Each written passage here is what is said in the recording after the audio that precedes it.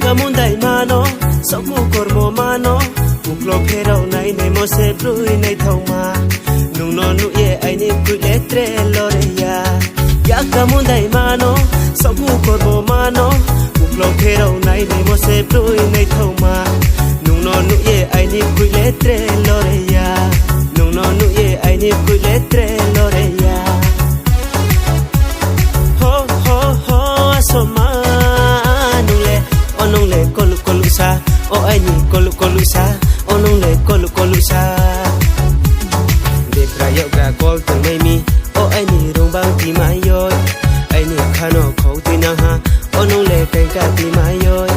de prayo ga kol tang mai mi o ai ni rong bang ti mai yoi ai ni khano khou ti na ha o ai ni kai ka ti mai yoi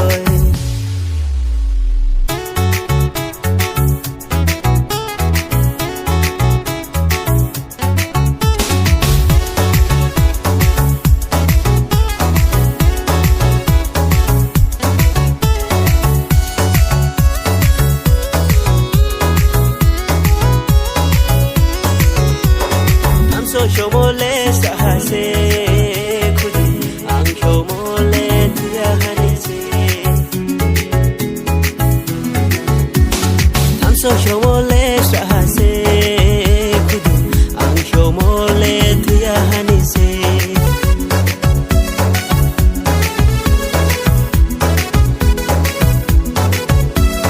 I need some clothing loge taru fide dino no mo dese okla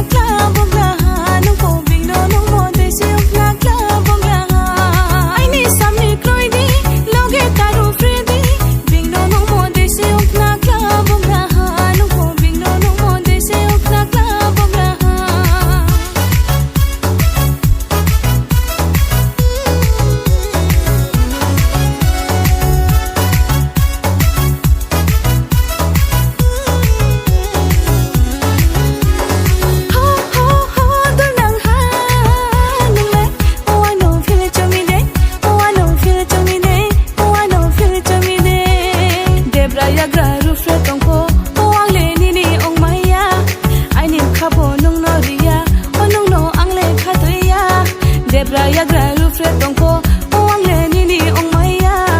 ai ni khapo nong no ria onong no ang le khatoya ya kamundai mano soku kormo mano